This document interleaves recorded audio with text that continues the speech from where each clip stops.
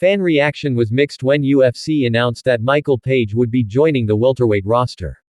Obviously, no one was outright complaining about a new knockout artist in the ranks, but there was a lot of pessimism. Understandable pessimism, if we're being honest. MVP was teased as the next big thing by Bellator for most of 10 years, but the promotion refused to actually book him against top competition for most of that span. When he finally did fight high-level Bellator contenders Douglas Lima twice, Logan Storley, the results were uninspiring. A knockout loss, a split decision win, and a split decision loss. By the time Page walked into the Octagon for the first time, he was already 36 years old. It's hard to be overly moved about fighters with, at most, a couple years left competing at the highest level. The name Kevin Holland helped inject some excitement back into the situation. Trailblazer is never in a boring fight, and we already somewhat knew what to expect given the Holland vs. Stephen Thompson slugfest in 2022.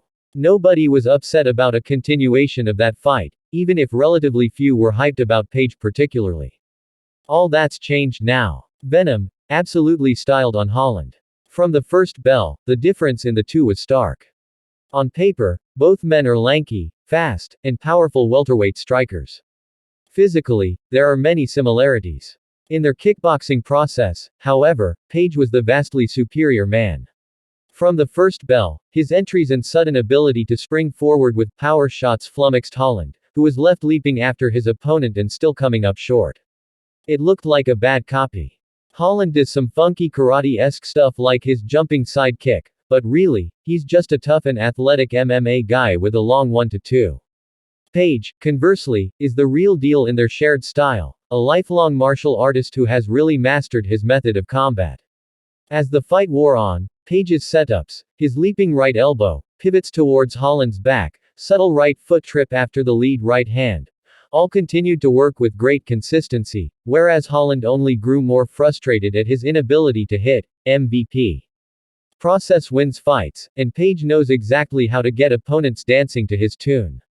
It was remarkable to watch him take apart such a durable and experienced UFC veteran with relative ease, proving beyond any doubt that Page has something to offer the top tier of the welterweight division. I'm not predicting any title run. Page is probably too old, and more vitally, his defensive groundwork simply isn't on the necessary level to handle someone like Shavkat Rakhmonov or even Bilal Muhammad.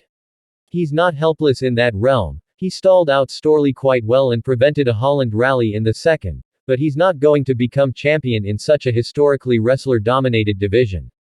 Lock him in the cage vs. Stephen Thompson, however. There's a main event. Hell, with Alex Pereira-style matchmaking, Page could potentially climb high up into the ranks by fighting strikers like Jack Della Maddalena or Ian Machado Gary.